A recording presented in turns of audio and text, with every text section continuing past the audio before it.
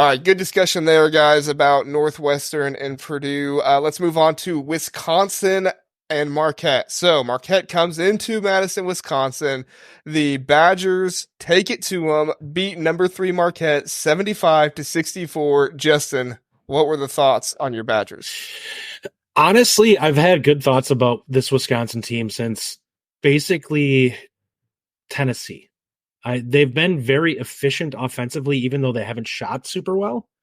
And the rebounding numbers and defensive metrics have really picked up since Providence. So basically, the way I look at this team is you have 5-6 guys overall on the team that are capable of giving you double digits in any given game.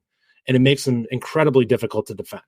And that kind of played out again in this one, where you look at it, you had 4 starters with double digits, and the 5th guy had 9. So you look at it, and it's kind of pick your poison with Wisconsin this year. There's nobody that's going to go off for 30 points, but there's a bunch of guys that can get you 15. And if you're going to start trying to take away one thing, you're probably going to get burned somewhere else, because each of the guys is capable of, well, they're not all capable of scoring from all over the court. They're capable of getting to their spots and getting themselves good shots. You know who is capable of scoring all over the court is Max Klesmit. I mean, 5 for 10 in this one, 21 points. I was astounded, and Marquette just had no answer for him. He was just roaming around the 3-point arc. Seemed like he was able to do whatever he wanted. He had that one shot within the arc, so he did get one that was not a 3-pointer. But I mean, the dude was he was just outstanding in the game, able to hit every shot, do everything. And I think Chucky Hepburn is actually starting to play the way that Chucky Hepburn wants to play. I think that's huge. He is not asked to be this guy that he is not naturally going to be. Justin, any thoughts on that? Yeah, that's one of the bigger takeaways that I've had coming into the season. I did not like it last year, and I think that unfairly, and even from my perspective, I probably was a little harder on him than I should have been. I really don't like step back threes, because I think, to me, it's not a high percentage shot. And if you're in the NBA and you're a guy who's just a freak show, like, Steph Curry or something like that, go ahead, throw it up. You're probably 40% even on that shot. But in college, it's such a dead shot normally. And it just puts you in a bind overall in terms of your offensive sets, because people get really stagnant and don't do a whole lot. Chucky has been incredible. And actually this game, I actually had him as my player of the game. And a big part of it was playing a guy like Kolek. You're really afraid that your point guard is going to try to go toe-to-toe with him and try playing the same way and playing a game of one-up. Chucky didn't do that. He just kept the control of the game and kind of kept leaning on him and let Marquette make the mistakes in this one. And it was it was huge for them in the second half when Marquette made their run. His ability to kind of keep them just kind of towing the line and keep doing the same thing and stay locked in. Don't try to do too much. Yeah, Detman made a really good point here. Madison is a tough place to play football and basketball. And it's true. I mean, you get in there to Madison and the crowds are just, the fans are just crazy. It's always a big crowd. Credit to those fans, because they do make it a really, really tough place to play. Mike, what were some of your thoughts on this game? Yeah, I think the big standout to me is just the talent from Wisconsin's starting 5. They played a vast majority of the minutes. Maybe they're not the deepest team in the league, but that's a starting 5. I think that can go toe to toe with anybody. You mentioned anybody's viable to go off for double digits. You already mentioned 4 of them did go off for double digit points this game. It's a team that they're really well rounded. I know. It's tough to see Chucky Hepburn, as a guy from Nebraska balling out in Wisconsin, but it's good to see that. Glad for him, glad for the Badgers. It's a massive win, obviously. Marquette's a really, really solid squad.